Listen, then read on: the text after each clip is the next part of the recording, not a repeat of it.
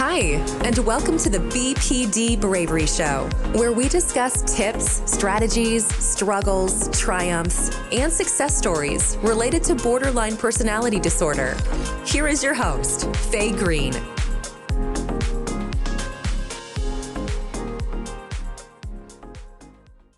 Hi everyone, and welcome back to the BPD Bravery Show. On today's show, we will be discussing the fear of abandonment of those suffering from borderline personality disorder, which frequently leads to parasuicidal and suicidal behavior. So for those of you who do not know much about borderline personality disorder, I did an episode on the 9 criteria for borderline personality disorder, and feel free to check it out. Maybe I'll leave a link in the description below. But one of the criteria for borderline personality disorder is the fear of abandonment or rejection. People with BPD will under stupendous obstacles to prevent any form of rejection from occurring. This can lead to patterns of intense and unstable relationships. The overwhelming attempt to evade any form of rejection frequently instigates criteria 5, which is recurrent suicidal behavior, gestures, or threats. What I'm trying to get to is that the fear of abandonment can lead to the other criteria, such as suicidal behaviors, self-harm, etc. So Marsha Linehan describes people with BPD like people with third-degree burns on over 90% of their bodies. But instead of the actual physical burn, we have the emotional burn, which is like we're lacking the emotional skin.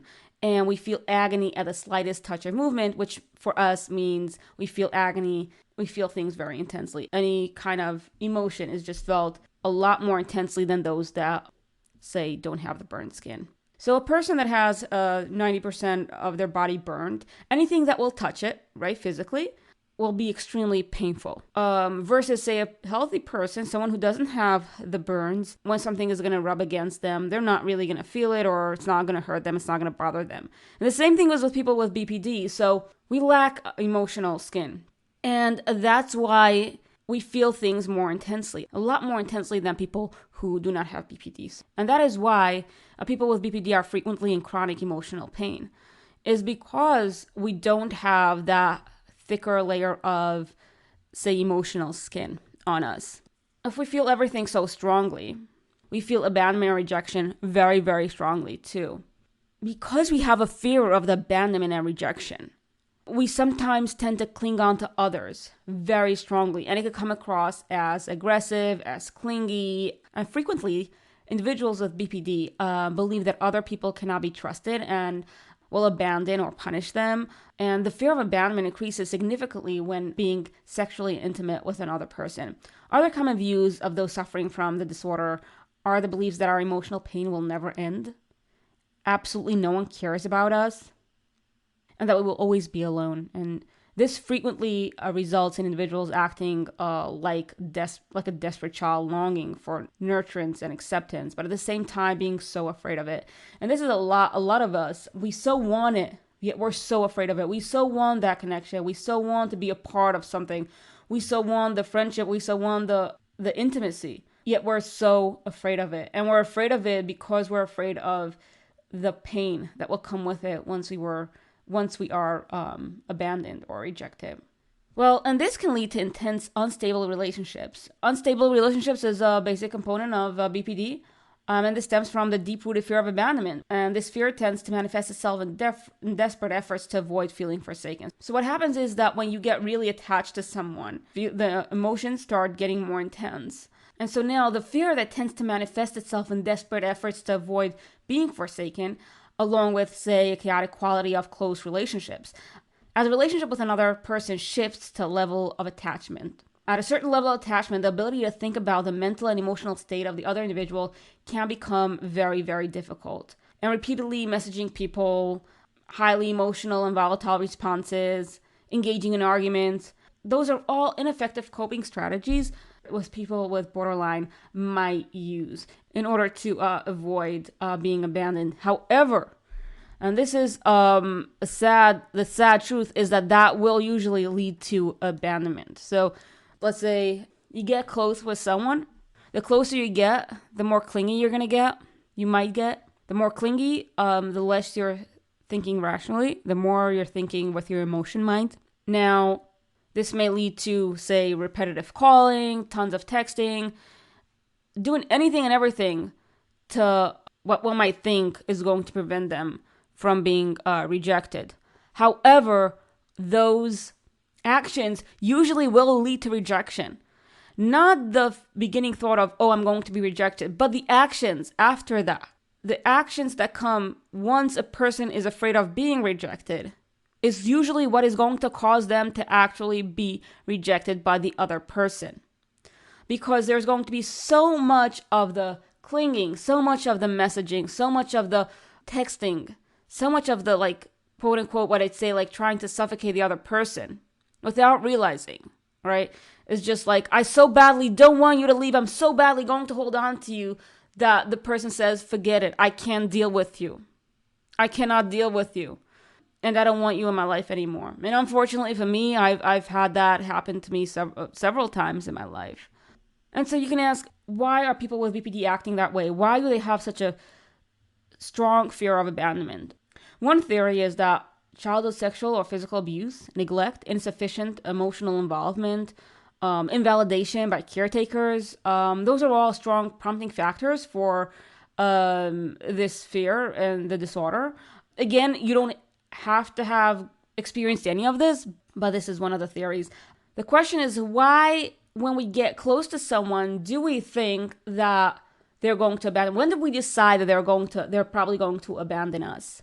And so it's important to notice that people with borderline personality disorder display a hypersensitivity to the state of feelings in others' faces. Not only do we have particular high sensitivity, but we also have a high psychological reactivity to angry faces or abandonment scripts. And being misunderstood is something that people with BPD do feel a lot.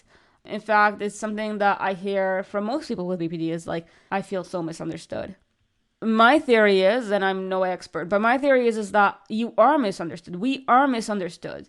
And it's because, like I said at the beginning, because we lack the emotional skin.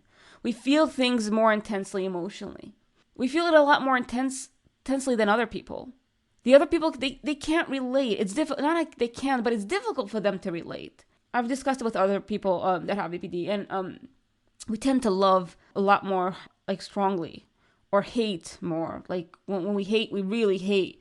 When we love, we really, really love. And so people say, what do you mean really? But it's to an extreme. It's to a higher degree than what you'd call people with emotional skin or not as sensitive. And so when people with BPD say that they're misunderstood, they are misunderstood because it's not quite possible for others to understand. And I've said this story before, and I'll say it again. Once after a breakup, and it was really, really bad.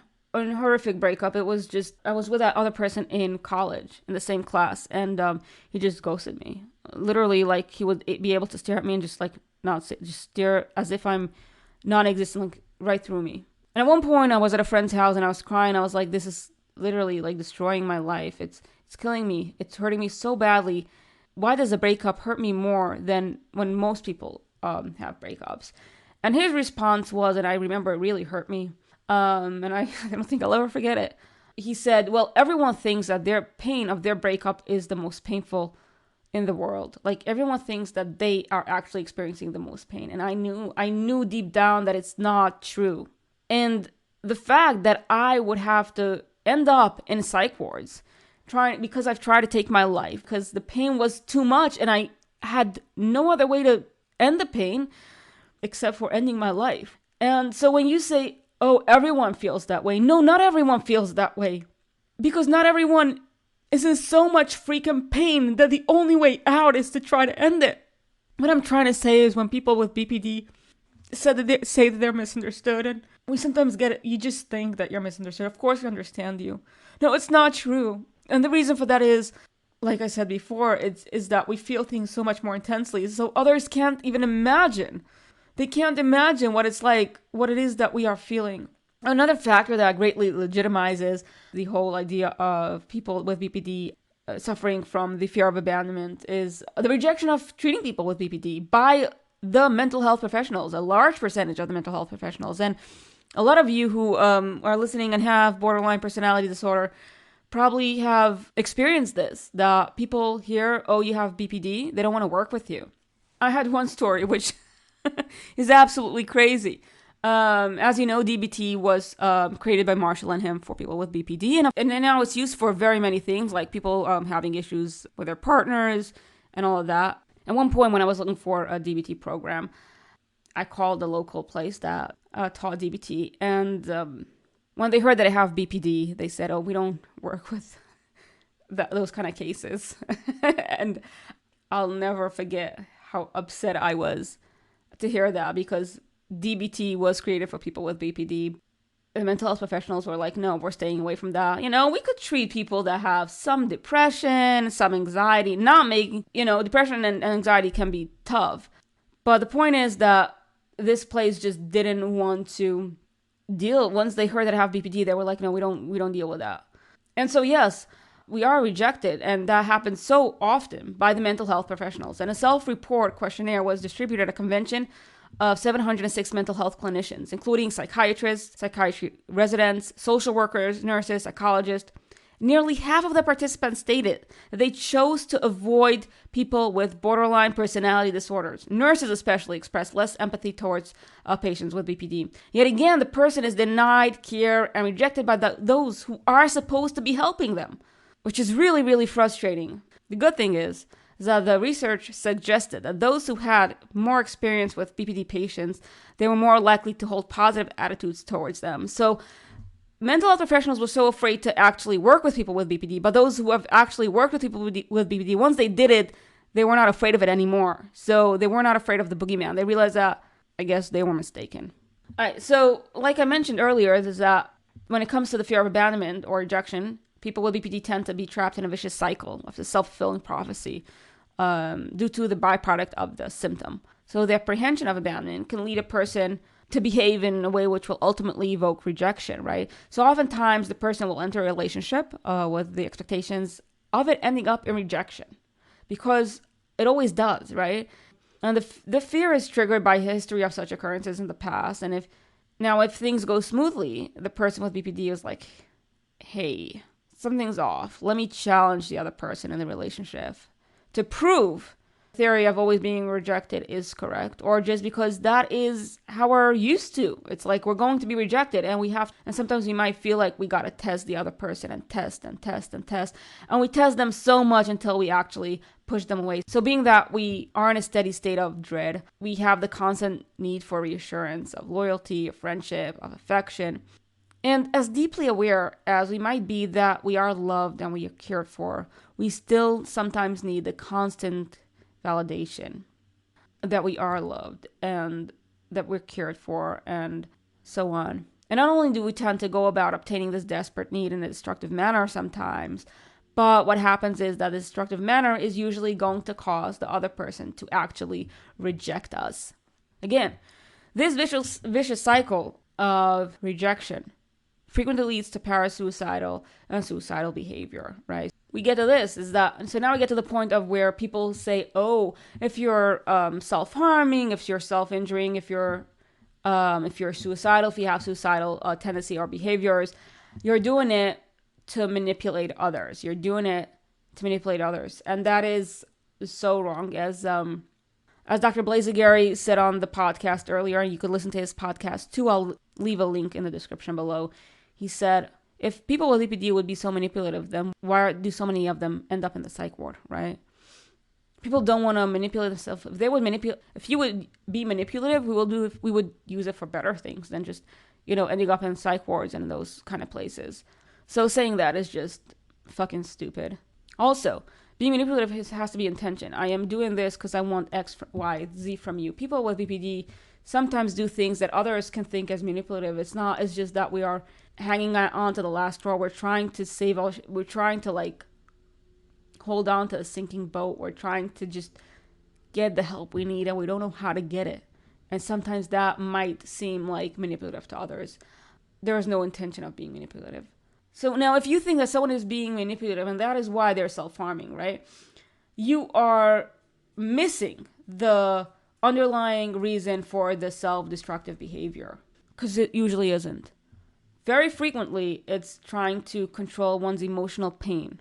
I know for everyone out there who think that people who are self-harm are doing it to manipulate you and to control you is just the opposite. People who self-harm frequently do it to try to end their pain, to control their emotional pain. So it is very flawed to view self-mutilation and suicidal behaviors as manipulative. Because for people with BPD, living with chronic emotional pain can ignite the desire to end the life, or just trying to deal with the intense pain or the intense emotions by feeling some physical pain. And actually, Brown and colleagues in 2002 did an extensive research on parasuicidal and suicidal behavior in relation to people suffering from BPD. And the aim of their studies was to figure out the proper reason for the high death rate via suicide of people suffering from borderline personality disorder, along with the frequent parasuicidal acts, right? And they observed that the most common reason for non-suicidal self-injuries was usually due to the unbearable emotional pain. Again, there's no manipulation involved. It's just trying to end the pain. And Gunderson also published an article in the New York Academy of Sciences in 2006 explaining the borderline personality disorder that mentioned several interesting details regarding this distressful mental illness. And it outlines that 60% of participants they interviewed contributed to self-injury behaviors as a coping mechanism to deal with their intense emotional pain. And just to give you an overview of some numbers or some percentages, if you're interested in that, this is an average of about 10% of those suffering from BPD die via suicide. This is approximately 50 times greater than the general population. Researchers have shown that up to 80% of people with BPD will make at least one suicide attempt in their lifetime, and many will make multiple attempts. People with BPD are most likely to complete suicide rather than individuals with other psychiatric disorders. And just to wrap it up is that when you see someone self-harming, don't jump to conclusion it is manipulation. On this episode, we've discussed BPD and how it can lead to the fear of abandonment, self-harm, and even suicide. This is a topic that is often stigmatized and misunderstood, and I hope that by discussing it openly, I have shed some light on the experiences of those who are struggling. If you or someone you know is struggling with borderline personality disorder or suicidal ideations, please know that you're not alone. There is hope and help available. Reach out to a mental health professional, a friend, a family member, or a crisis hotline. You deserve to receive the support and care that you need. Remember, healing is a journey, and it takes time, but it's worth it. You are worth it, and you are not defined by your struggles or your diagnosis. You are a unique and valuable individual, and I believe in your ability to overcome the challenges that you face. Thank you so much for listening to the podcast today. I hope that it has been informative and helpful and empowering. Let's continue the conversation and work together to create a world where BPD is destigmatized. And I hope to catch you next time. Thank you so much for joining us on today's BPD Bravery Show. If you've enjoyed it, then like, share, and subscribe if you haven't already. Make sure to tune into our show every Monday and Friday. And remember, you are so much more than your BPD.